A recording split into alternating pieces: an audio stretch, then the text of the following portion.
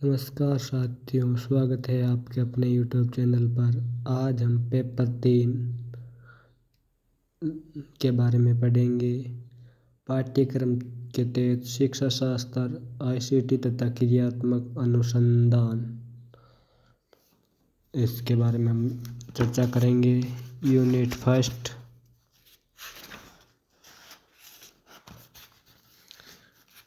ये देखो अपना सिलेबस रहेगा।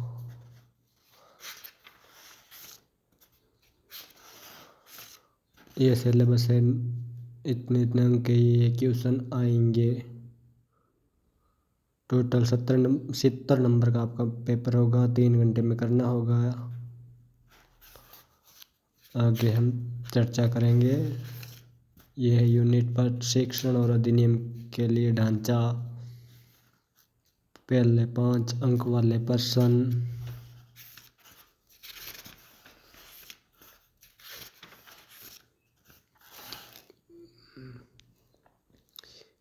ये देखिए, कक्ष स्थान का निर्माण करते समय किन बातों का ध्यान रखना चाहिए। 5 अंक वाले प्रश्न आएंगे। पहला यूनिट है शिक्षण और अधिनियम के लिए ढांचा। आप एक बार इसे तैयारी करके जरूर देखें। तो इसका आंसर होगा विद्यालय भवन में कक्ष एक महत्वपूर्ण स्थान है। ये वे स्थान है जहाँ विद्यार्थी शिक्षण अधिगम कार्यक्रमों को पूरा करते हैं तथा अपने व्यवहार में वांछित परिवर्तन लाने का प्रयास करते हैं। इसलिए विद्यालय निर्माण के समय कक्ष बनाते समय निम्न बातों पर गौर फरमाना चाहिए। पहला पॉइंट है कक्षाओं का आकार। कक्ष विभिन्न आकार के बनाए जा सकते हैं, जैसे कर्णवृत्त, रेखावृत्त आकार। इस प्रकार के कमरों को कर्ण रेखावृत्त स्थिति कहा जाता है। इस प्रकार के कमरों का निर्माण करने का लाभ ये होता है कि चारों तरफ से वायु का संचरण हो सकता है। इसमें निर्माण वे भी कम होता है क्योंकि इसमें 2 कमरों की दीवार का बड़ा भाग साझा होता है। दूसरा है अर्धकोणात्मक आकृति। इस प्रकार के कमरे बनाने में अधिक स्थान की आवश्यकता पड़ती है। इसका परिणाम यह होता है कि इसमें खर्च भी अधिक आता है। तीसरा है एल आकार का भवन। एल आकार के कमरों में तीनों तरफ से वायु आ सकती है। इसके एक तरफ विस्तार कर अध्यापक का कमरा भी बनाया जा सकता है। अगला पॉइंट है षटकोणात्मक आकार के कमरे। षटकोणात्मक आकार के कमरे 3 से अधिक दिशाओं में खुले रह सकते हैं। इनमें अधिक रोशनी और हवा आ सकती है।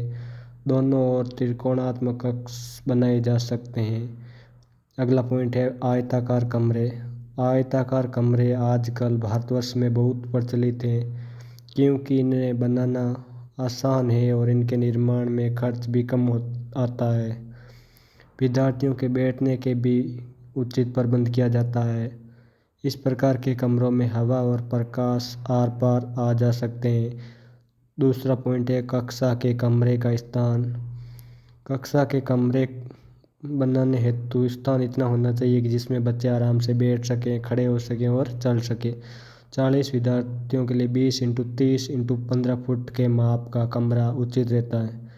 छात्रों की संख्या बढ़ने पर भी इनमें अधिक से अधिक 60 से 65 बच्चे बैठ सकते हैं। कमरे की लंबाई 30 फुट से अधिक नहीं होनी चाहिए क्योंकि ऐसा होने पर अध्यापक की आवाज़ आखिरी पंक्ति तक नहीं पहुंच पाएगी और विद्यार्थी भी ब्लैक बोर्ड पर लिखी बातों को नहीं देख पाएंगे। कमरे की ऊंचाई 15 फुट से अधिक नहीं होनी चाहिए। अधिक ऊंचाई रखने से कमरे का निर्माण का खर्च भी बढ़ता है तथा वायु संचरण में कठिनाई होती है। ऊंचाई कम होने पर कमरे में घुटन महसूस होती है। कम ऊंचाई वाला कमरा सर्दियों में अपेक्षाकृत अधिक ठंडा और गर्मियों में अपेक्षाकृत अधिक गर्म रहता है। अगला पॉइंट है प्रकाश। कमरे ऐसे निर्मित होने चाहिए जिसमें प्रकाश का उचित प्रबंध हो।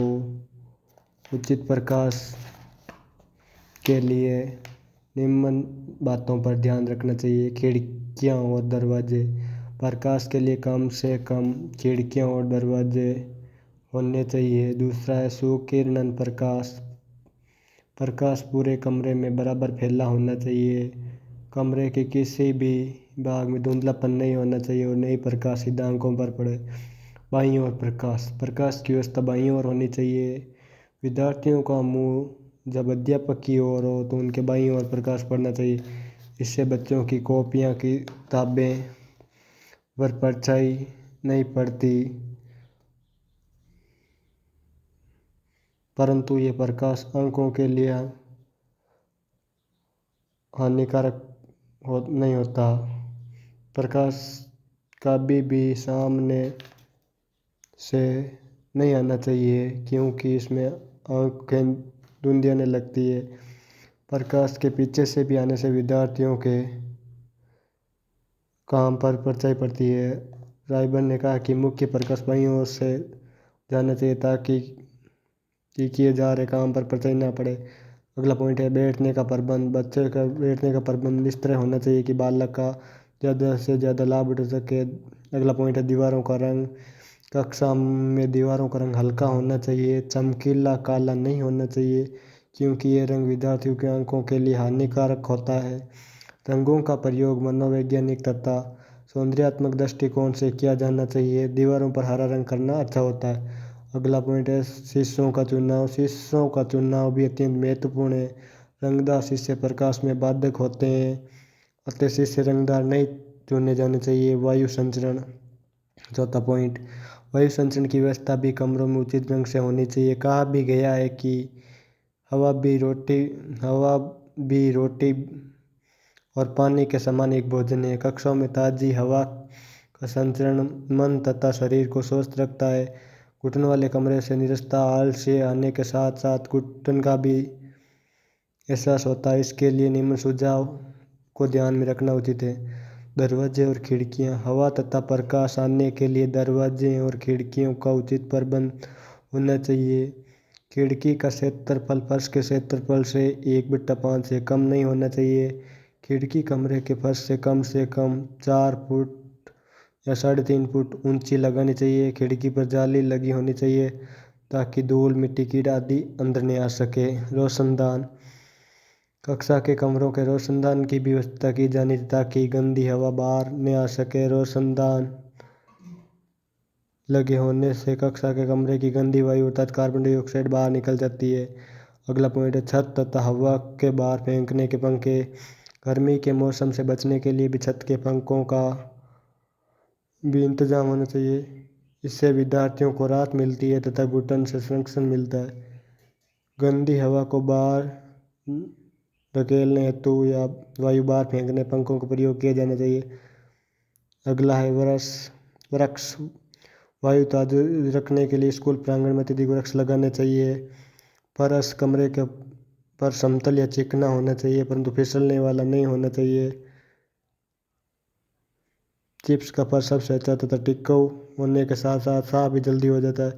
कक्षा के कमरे का फर्नीचर। कमरा बन जाने पर फर्नीचर का प्रबंध भी सुचारू ढंग से करना चाहिए क्योंकि विद्यार्थियों को शारीरिक व मानसिक रूप से लाभ पहुंचाने में फर्नीचर अहम भूमिका निभाते हैं। अतः अच्छे फर्नीचर का विद्यार्थियों के स्वास्थ्य पर अच्छा प्रभाव पड़ता है। स्कूल में कमरे के फर्नीचर के लिए निम्न बातों का ध्यान रखना चाहिए।